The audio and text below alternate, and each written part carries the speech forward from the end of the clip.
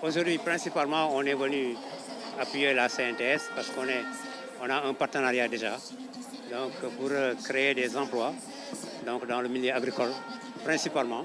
Mais étant donné qu'on est multisectoriel, donc il y a l'éducation, la santé, le tourisme, donc tout ce qui concerne le développement communautaire.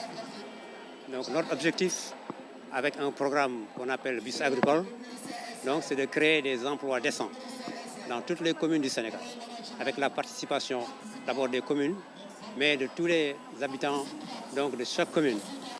On crée des emplois décents à tous les niveaux.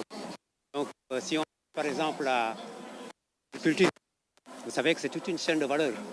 Et dans tous les maillons de la chaîne, il y a des emplois possibles à différents niveaux, mais aussi à différents niveaux de compétences. Parce qu'on sait qu'il y a des gens qui ont été formés, d'autres n'ont pas été formés, d'autres qui sont super qualifiés.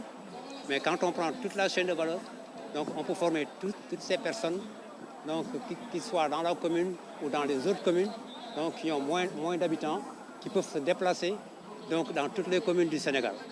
Donc ce qui fait qu'on peut produire 1 million de tonnes de maïs, 1 million de tonnes de riz, 1 million de tonnes de gachanga, de fognon, de blé principalement, donc pour réduire la facture budgétaire d'importation.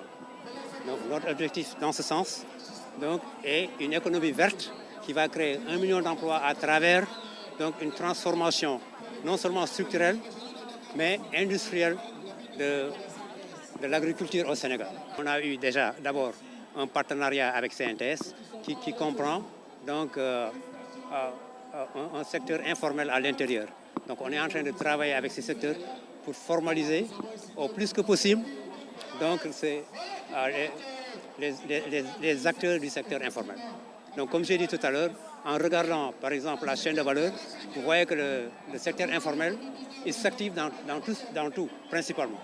Donc toutes ces activités, on peut les concevoir de façon à trouver des emplois non seulement décents, mais améliorer le niveau de formation technique, spécialement aujourd'hui avec la technologie.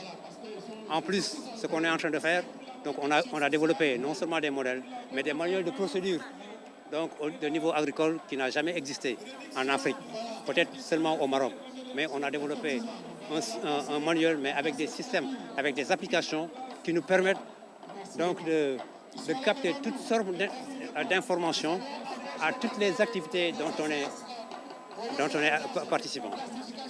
Donc c'est ça l'objet, en gros. Donc ce sont ça les outils qu'on amène. Mais en plus l'expérience donc d'une vingtaine d'années au niveau de la Banque mondiale à Washington, parce qu'ayant travaillé dans la plupart des pays africains, à peu près 43 pays africains, dans presque tous les secteurs, et aujourd'hui principalement dans le secteur du développement, de l'entrepreneuriat, qui inclut l'agriculture, la transformation agricole, mais le tourisme, l'éducation, etc., etc. Mais nous, on a déjà commencé. On a déjà commencé depuis longtemps, à petite échelle. D'abord, on a eu des formations sur le blé avec l'ISRA. On a été à faire ça sur le blé. On a repris donc, tout le personnel, tous formés donc, sur les formations, sur les bonnes pratiques de la culture du blé. Et aujourd'hui, on est en train de les placer un peu partout au Sénégal pour qu'ils puissent former des gens à leur tour et faire des formations, des formateurs.